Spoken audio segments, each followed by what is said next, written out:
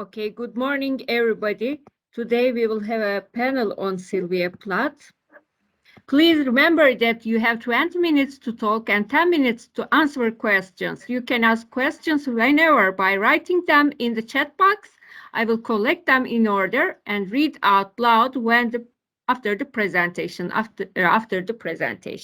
As a kind reminder, I will press the raise hand button when you have 2 minutes to finish your presentation. Our first presenter is Fiannula Simpson. Her presentation is titled One Wrist Then the Other Wrist. The mind style of a suicidal protagonist as portrayed in Sylvia Plath's The Bell Jar. Fionnula Simpson is a PhD candidate studying English literature at the National University of Ireland, Galway. Her research interrogates portrayals of mentally ill protagonists in North American literature and inquires into the potential uses of bibliotherapy as a treatment method for depression and anxiety. Yes, Fionnula, you can start now. Introduction. Good morning, everybody. So I'd just like to speak about, obviously, Sylvia Plath's only novel, The Bell Jar. So it was first published in Britain in 1963, as many of you already know, under the pseudonym Victoria Lucas. So as the novel was released just 1 month before her suicide, critics have overwhelmingly noted the alignment between Plath's own life and the life of her heroine, Esther, referring to the novel as, quote, fiction that cannot escape being read in part as autobiography, and another quote, recorded rather than imagined, a journal done up as a novel. So it's certainly very difficult to ignore the overlap between Esther's experience of depression and Plath's, particularly as the protagonist's breakdown follows a recognizable trajectory of anhedonia and depersonalization leading to eventual suicidality. Several critics have performed linguistic analyses of the text, which emphasize the realistic and compelling nature of the protagonist's experience with depression, such as Markarian and Wilkinson's outline of Esther's depressive symptoms, which they argue closely align with diagnostic criteria, and Hunt and Carter's review of the novel's most frequently used words and phrases, which elucidate her mental state. So what's interesting about these investigations is that they view Esther's fictional suicidality as a real-life problem, and they direct the reader's attention to the warning signs evident in her thought patterns and her behaviour. Now, I really see the value in these investigations, but regarding Plath's novel as mainly an autobiographical exercise can lead critics and readers to overlook the skillful literary techniques used by Plath to convey suicidality. So when describing Esther's descent into mental instability, Plath does not simply depict things as they are, but she writes through her protagonist's skewed grasp on reality in order to portray things as they appear to the mind of a severely mentally ill individual. When identifying the literary mechanisms behind Plath's portrayal of a mentally ill perspective, it's really useful to investigate mind style, and that's the main theme of my talk today. So mind style is a term first coined by Roger Fowler to describe, quote, any distinctive linguistic representation of an individual mental self. So Elena Semino's extensive studies on mind style argue that the concept is most useful when analysing a text which portrays a mind that works oddly. So that she doesn't really use it for sort of more straight texts, as it identifies the particular conceptual structures and cognitive habits that characterise an individual's worldview. Therefore, Semino places a particular stress on the importance of linguistic originality in the analysis of mind style. So authors who aim to create a convincing mind style frequently under-lexicalize their work by using, quote, generic terms or circumlocutions instead of specifics, which contributes to the main literary process of defamiliarization. Interestingly, Scholes has argued that Plath's main literary technique is that of defamiliarization, stating, quote, true realism defamiliarizes our world so that it emerges from the dust of habitual acceptance and becomes visible once again. So, by portraying ordinary events in an extraordinary manner through Esther's extremely depressed perspective, Plath encourages the reader to re-examine their conceptions of mental illness and to almost identify with the feelings which drive Esther to her suicide attempts. So Plath really enjoys a real variety. She employs a variety of literary techniques which serve to defamiliarize Esther's narration, but this paper is going to focus on three. So her use of wry humour, the metaphorical presentation of the passage of time as a set of physical objects, and repeated images of a split self. So I argue that these literary techniques create what Semino terms peculiarities of communication, which demonstrate the suicidal mind style of the protagonist. So it may seem contradictory to begin this analysis of suicidal mind style in the bell jar with an investigation into the novel's use of humour. However, as Ichrak states, the novel is, quote, thoroughly saturated with humour. And this goes beyond the provision of mere comic relief, although it does provide comic relief, as it significantly contributes towards defamiliarization and distance, and encourages the reader to examine life and, perhaps more significantly, death through a new perspective. Much of the humour in the novel revolves around sexuality, gender, and food, which might reflect on Esther's innate desire to survive despite her suicidality, and this is something which I shall discuss further later. While she can no longer take pleasure in everyday life, her desires for food and for sex are still strong. Esther comically asserts at the beginning of chapter 3 that she, quote, loves food more than just about anything else. This love of food is depicted in comical yet sympathetic terms at the ladies' lunch in New York.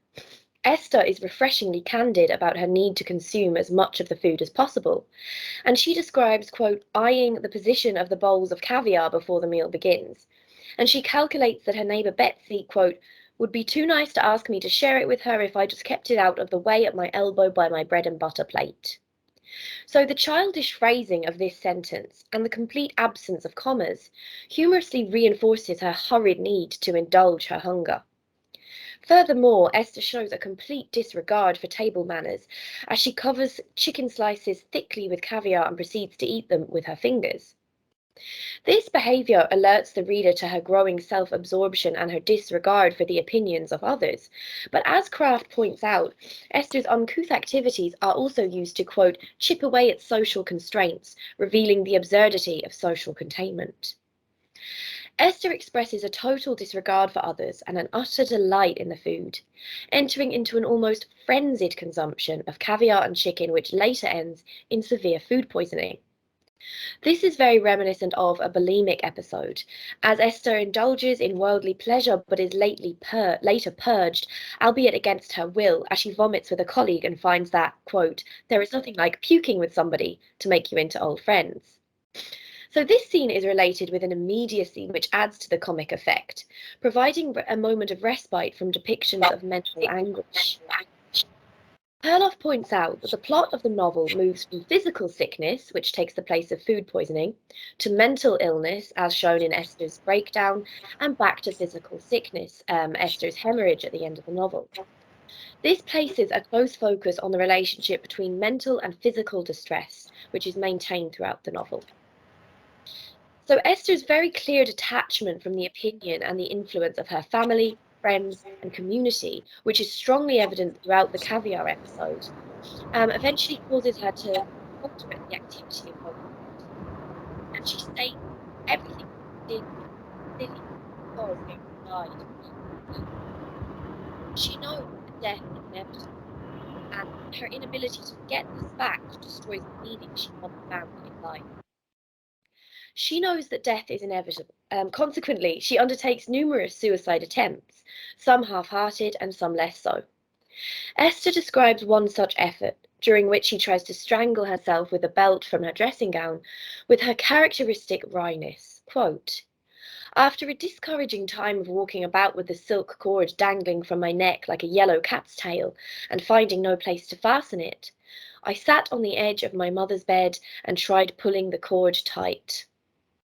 Kraft views this toying with hanging as evidence as evoking emotions of the slapstick comedian. And Maloff similarly terms Esther's, quote, gestures towards suicide as, quote, amusing but frightening and theatrically staged. But this toying with suicide must be taken seriously, as it is commonly associated with individuals who eventually progress onto far more dangerous suicidal acts, as it allows the sufferer to become accustomed to pain and thoughts of death, which reduce their fear of attempting suicide. Now, what is interesting here is not so much the notion of suicide as a performance, but Esther's retrospective lens, which allows her to see the inherently illogical and impractical nature of her suicide attempts, even as she recalls the intense mental distress which provoked them.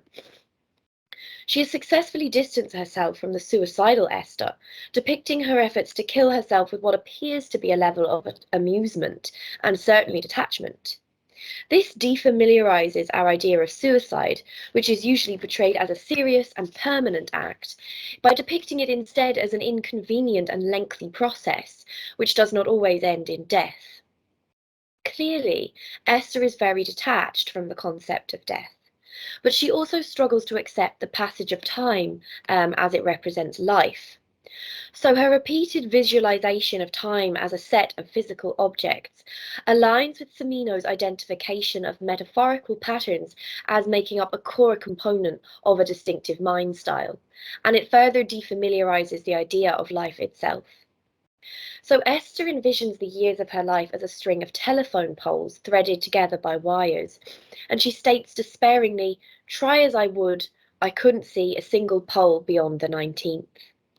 Later, she sees, quote, the days of the year stretching ahead like a series of bright white boxes, and separating one box from another was sleep, like a black shade. So this really impresses her with the futility of keeping up appearances, for, quote, it seemed silly to wash one day when I would only have to wash again the next. Esther also famously views life as, quote, a green fig tree, where each fig represents a wonderful future, leaving her unable to choose between them before they, quote, plopped to the ground. So she is capable of recognizing potential happiness and fulfillment, but she feels completely incapable of attaining it. So these metaphorical conceptions of life demonstrate Esther's detachment from life itself, and they also indicate her attitude towards living. She not only sees life as unendurable, but she regards it as an option rather than an inescapable fact. After all, it is entirely possible to reject all the fig trees that the fig tree produces. So the telephone poles, the white boxes, and the ripe figs, which represent life to Esther, also convey her horror of time and her need to personify the years and days in order to cope with her severe existential angst. Perhaps the most striking example of defamiliarization in the novel is Esther's experience of a split self, which is frequently portrayed using under-lexicalization and demonstrates the unnerving detachment of her suicidal mind style. Esther sees a world where, quote, everything looked bright and extremely tiny, and she reports feeling alienated from her old self. She does not even recognize her own voice when she speaks, as she calls the college admissions office and, quote, listens to the zombie voice leave a message. As she considers her plans for the novel she never writes, Esther envisions herself as though she is mentally at a great distance from her physical body. And this is quite a long quote from the novel. From another distant mind, I saw myself sitting on the breezeway, surrounded by 2 white clapboard walls, a mock orange bush and a clump of birches in a box hedge, small as a doll in a doll's house. A feeling of tenderness filled my heart. My heroine would be myself, only in disguise. She would be called Elaine. Elaine. I counted the letters on my fingers. There were 6 letters in Esther too. It seemed a lucky thing. This paragraph contains a rare element of self-compassion, as Esther feels, quote, tenderness at the notion of positioning herself as the heroine of her novel. Now, of course, we have to acknowledge that there are also 6 letters in the name Sylvia, which adds further credence to the widely accepted theory that the bell jar is highly autobiographical. This wry method of placing the novel Esther attempts to write about her alter ego Elaine within the novel Plath writes about her alter ego Esther furthers the idea that depression occasions a splitting of the self and deepens our understanding of Esther's eerie sense of detachment. Later on, Esther creates a body double in her mind's eye as she sits motionless over her novel. Quote, "In my mind, the barefoot doll in her mother's old yellow nightgown sat and stared into space as well." So Esther is no longer herself. She describes herself as a doll or a shop dummy, who only appears to imitate life, rather than to live it. This detachment from reality and from her own sense of self is reinforced after her final suicide attempt, when Esther's physical appearance undergoes a grotesque transformation which reflects her tortured mental state. Recovering from her overdose in hospital, she is unable to recognize her own face in the mirror, saying it wasn't a mirror at all, but a picture. Esther continues, "The most startling thing about the face was its supernatural conglomeration of bright colours. I smiled. The mouth in the mirror cracked into a grin." A minute after the crash, another nurse ran in. She took one look at the broken mirror and at me, standing over the blind, white pieces, and hustled the young nurse out of the room. Here, Esther obscures her meaning by omitting an explicit depiction of her breaking the mirror, instead leaving the reader to infer that the crash was caused by Esther herself. The under-lexicalization of this sentence serves to illustrate Esther's total detachment from reality, as she appears to be unable to link cause and effect, or to fully realize the gravity of her own actions, which also applies to her suicide attempts. One of the most famous lines in the novel depicts Esther proclaiming her own life and identity in the midst of a mental illness which threatens to destroy this life and identity. So while she is on the beach with some friends, she briefly attempts to drown herself, but she is thwarted by her body's ability to float. So in other words, her body forces her to continue with a survival which her mind can no longer endure. Esther states, "I thought I would swim out until I was too tired to swim back. As I paddled on, my heartbeat boomed like a dull motor in my ears. I am, I am, I am." Here, the line break between the first sentence and the "I am" phrase serves to draw the reader's attention to the chant of "I am." And this can be read as a firm assertion of Esther's identity, even if she calls it a dull one. The lack of commas in the "I am" sentence serves to increase the dullness, so it is a low and joyless drone, but it persists nevertheless. The sentence after this one is somewhat disjointed and places a stark juxtaposition to this assertion of her existence. Quote, "That morning, I had tried to hang myself." It is almost as though Esther's determination to assert and maintain her identity is in direct competition with her desire for annihilation, and the two battle for dominance. Boyer states that Esther's, quote, "thinking becomes fragmented and her writing is disjointed" at this point in the text. And this under-lexicalization furthers the process of defamiliarizing Esther's world until the reader better understands her depressed state. It's really interesting to compare this "I am" phrase with her later use of the same phrase, which takes place at her friend Joan's funeral at the end of the novel. Esther states, "I took a deep breath and listened to the old brag of my heart. I am, I am, I am." This time, the assertion of Esther's existence is no longer dull, but, quote, "bragging," imbuing the line with a sense of triumph. Although Joan has lost her battle with suicidality, Esther has not. And the commas which are now included in the "I am" refrain serve to solemnify and uplift the phrase. It is clear that Esther's confidence and eloquence are returning. The novel concludes on a relatively hopeful note. Esther recovers from her breakdown and is discharged from the psychiatric facility, feeling as though she is guided, quote, "by a magical thread." The extreme detachment which characterizes Esther's suicidal mind style throughout the text is somewhat dispelled, as she re-enters society and begins to construct a meaningful life.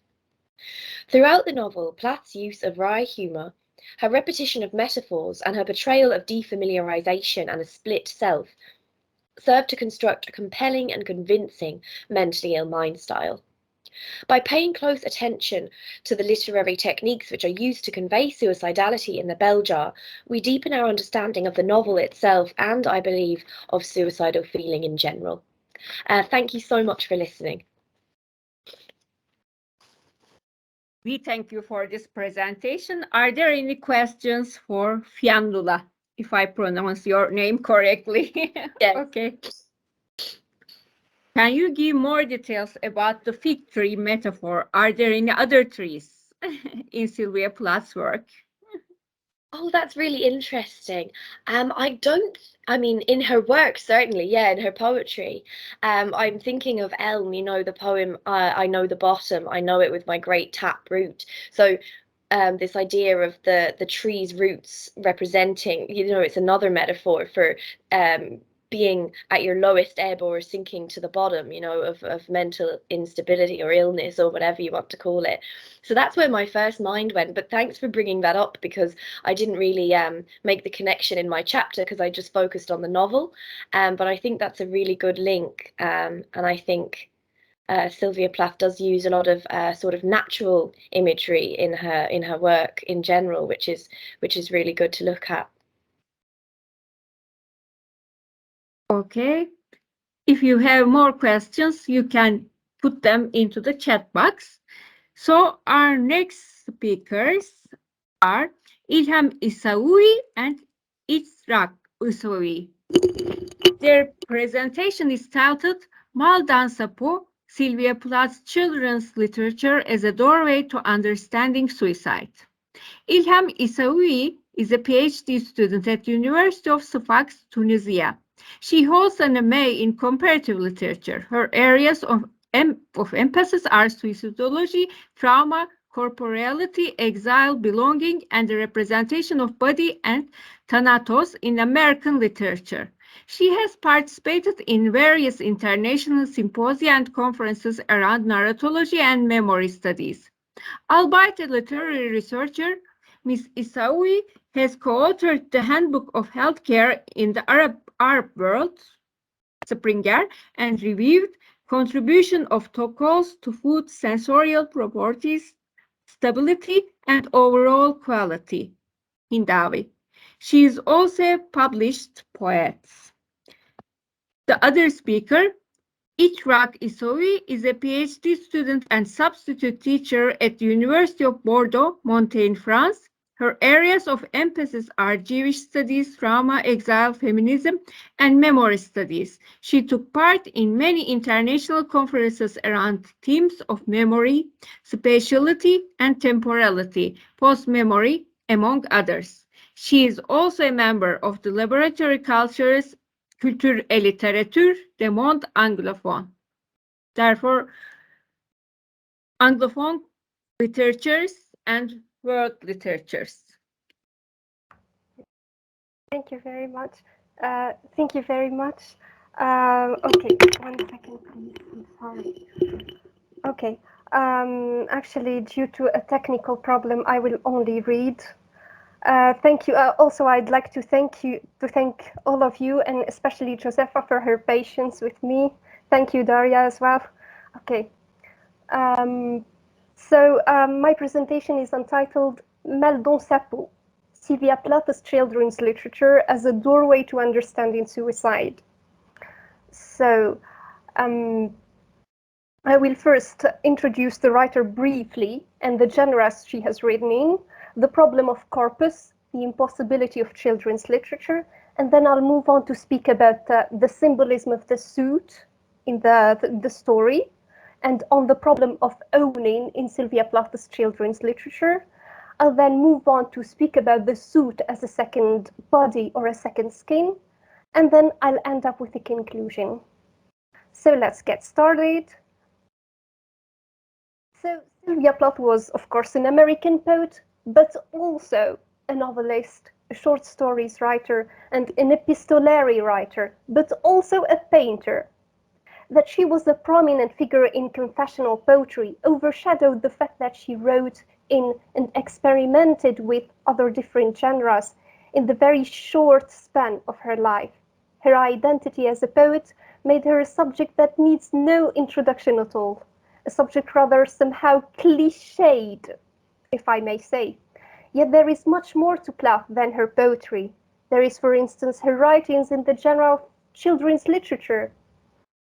Just that there is much more to her poetry than what has been said and excavated.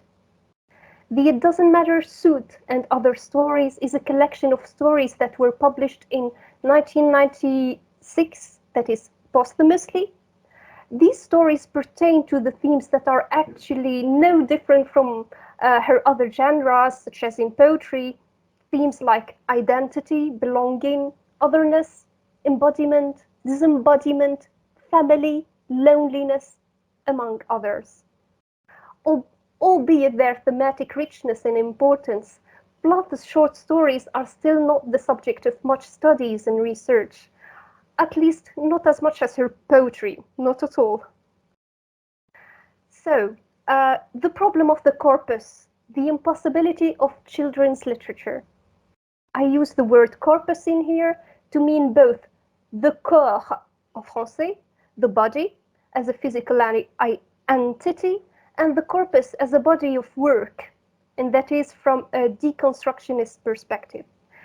The fact of turning a blind eye to an author's other literary genres apart from poetry speaks volumes of the possibility that there is still a sort of a hierarchy in terms of literary genres, but also in terms of literary voices, for example, the masculine voice and the female voice when it comes to writing genres.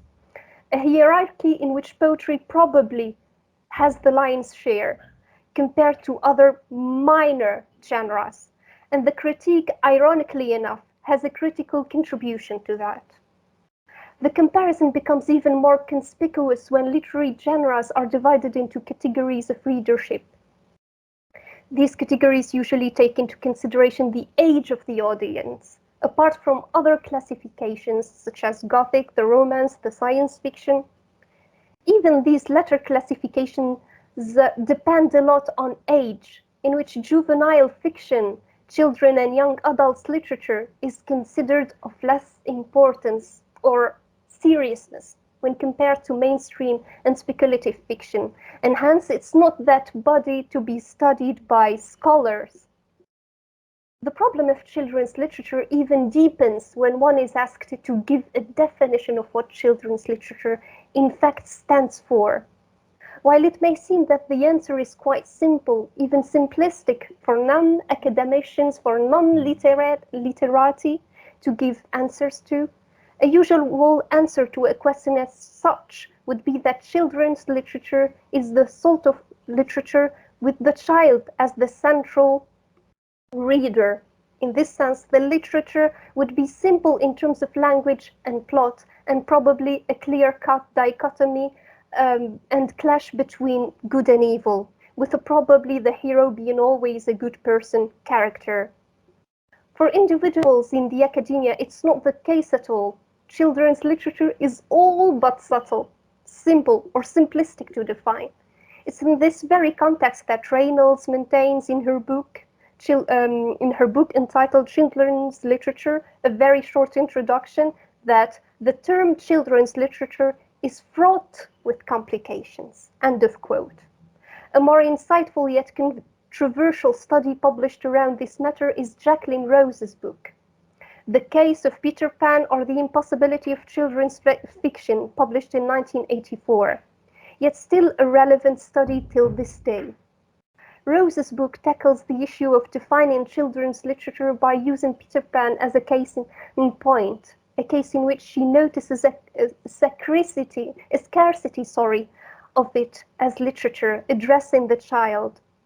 Children's fiction rests on the idea that there is a child who is simply there to be addressed, and that speaking to it might be simple. It's an idea whose innocent generality covers up a multitude of sins. I quote, end of quote. Rose addresses particularly, first and foremost, the relationship between the adult and the child apropos of children's literature. She notes that children's fiction is impossible, not in the sense that it cannot be written. That would be nonsense, but in that it hangs on an impossibility on which it rarely ventures to speak. This is the impossible relation between adult and child. Children's fiction is clearly about that relation, but it has the remarkable characteristic of being about something which it hardly ever talks of. Children's fiction sets up a world in which the adult comes first, as an author, a maker, a giver, and the child comes after, as a reader, a product, a receiver, a passive. But where neither of them enter the space in between. End of quote. The relationship between the child and the adult becomes even more complicated if we take into consideration that the adult can as well be a narrator or a reader to the listener. The child, and hence intonation, among other factors, could complicate this centrality of the child as a central and main reader. It seems indeed that much of what is now considered as children's literature was, in fact, a time ago, a work intended for adult readership instead. I quote, "Peter Pan was not originally intended for children. It first appeared inside a novel for adults, which was titled The Little White Bird, as a story told by the narrator to a little boy whom the narrator was trying to steal.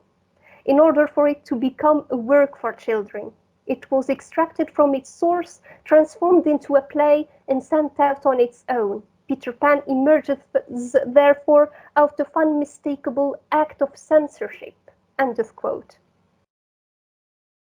Now I'll move on to speak about the suit in relation to the children's literature. A suit of his own on the problem of owning in Sylvia Plath's children's literature. To speak about suicide is first and foremost to speak about a body, an identity of that body, and the symbolism as well as the language that body carries. I choose in this presentation to speak about the corporeal, and particularly in relation to the skin in the physical sense, or the metaphorical sense. That is what a skin can mean outside of its primary and central meaning, as that which is wrapped around the body as an organ. The skin as a cloth is to think of children when they are toddlers or during their elementary schools and how their mothers clothe them with tights and gloves in order to protect them, to protect the primary skin. If we think of torn tights as an injured skin, it will heal, yet not mold. In the story, Max Nix is the youngest sibling in a large family. The story revolves around him as he seeks to have a suit of his own, aka an identity of his own. The author says, more than anything else in the world, Max Nix wanted a suit of his own. That is, a belonging and identity. This idea of having something to himself, of his own, is an idea that haunts Max Nix. It's not simply hence the search for uniqueness and the search for appearing as non-such in front of everyone, but also is something that has to do with owning something for oneself and to oneself. The suit here goes beyond the fact that it is a sartorial object that one changes every day and every season, depending on occasions. That is, in terms of temporality and spatiality, Max wants the things that are owned and never changed, unlike the rest of his family. This experience of ownness that haunts the children's story goes without saying that it occurs in the poetry of Plath. Perhaps an example among others is her poem Wintering, where she speaks of the house that is unhomely and the inability to own oneself, since she is not free. She says, "It is they who own me, neither cruel nor indifferent, only ignorant." End of quote. But again, this idea of owning and disowning occurs a lot, and in particular in the poem Landowners, when she speaks of the house rents, a house that belongs or rather owned only by landowners who own everything except the air modes. The experience of owning in order to not be owned cuts right at the core of both Plath's children's literature as well as her poetry. It can be said, thus, it becomes a sort of a hauntology, especially when linked to the bodily experience of the skin. In the case of Plath's work, the experience in terms of body and owning or disowning always makes a comeback, a hunt, as if it were the umbilical cord that relates the adult to the child, and vice versa. In this sense, this children's literature hence becomes an adult's literature as well. The suit as a second skin. There is something a bit strange with what the suit can connote in the story if we stop considering it as a mere sartorical aspect of a character. Let us look at Max's language, or the language used by the author to describe him and his thoughts. Quote, "If Max had a suit for all year around." Another quote, "If Max had a suit for everything." Another quote, "It's too fine," he thought to himself, "to be for me." Of course, he means the suit. It's indeed a language of extreme, of wanting something that transcends time and space to the extent of perhaps being a second skin. The second skin here becomes cut between the notions of revealing and hiding, revealing oneself and hiding as well from the world, in the sense that these two opposites are in fact complementary, adding skin to one's skin, in other words, skinning oneself from the former experience in order to put on another skin. This is quite quintessential because Plath speaks about rebirth in her poetry, rebirth in relation to death. The world of the animals, and especially insects, informs us that the experience of hatching or molting is quintessential for growth, unlike the human experience. In the context of Max Nix, the extreme urge to have a suit can be both read as wanting to have an identity and being revealed, as well as wanting to be concealed, perhaps cocooned, perhaps non-existent, especially that the suit is actually in the story bigger than Max Nix's size, and it had to be tailored for him. In the writing of Sylvia Plath, however, and especially if we link the experience of the child character to the adult character, they become opposite but also complementary experiences. While the experience of the body in Max Nix can have positive, perhaps positive connotations, like wanting to be seen, perhaps, and wanting to be unique, despite that it can be read as the looking for the aberration, despite that it can also be read as the looking for the aberration, the leftover, the unwanted. The experience with the body, and in particular the skin, in Plath's poetry somewhat refuses and refutes to be read as a positive experience. For instance, in her poem Ariel, she speaks of molting. She says, "White Godiva, I unpeel dead hands, dead stringencies." End of quote. In her poem Getting Here, she says the body and the skin as a burden. She sees them as a burden, perhaps even an exile to escape from. She says, I quote, "I'm dragging my body quietly through the straw of the boxcars." By the end of the same poem, she says, "I step in from this skin of old bandages, boredoms, old faces." End quote. There is in both her poems and her children's literature this desire to escape the body, whether by covering it, ironically enough, or uncovering it. Just as that sounds appealing to the speaker in her poems, so does the unwanted suit in the case of the little Max Nix. The body becomes something, a burden to drag or cover, a sort of a shame perhaps. Conclude, to crown the whole, the clothing and the body can be read as part of one's identity, yet still they can also be read as a language of belonging and unbelonging if we scrutinize certain texts from the perspective of home and perhaps exile, and if we deconstruct the experience of exile to make it rather more to study it from other perspectives, and especially if we deconstruct it from its post-colonial and geographical perspectives, because after all, the body is a geography. Thank you. Thank you for this presentation. Are there any questions for Ilhem? Ilhem, what do you think about several animal metaphors for Sylvia Plath? I believe animal and insect metaphors are very, very, very interesting, because if we speak about animals, perhaps I already mentioned cats, we speak about feral cats and domestic cats. Domestic, perhaps even domesticated, passive, rendered passive. So here we can create this analogy between a woman for her domesticity and a feral, perhaps a woman who goes against to go against the winds, the blows of the wind, the blowing wind.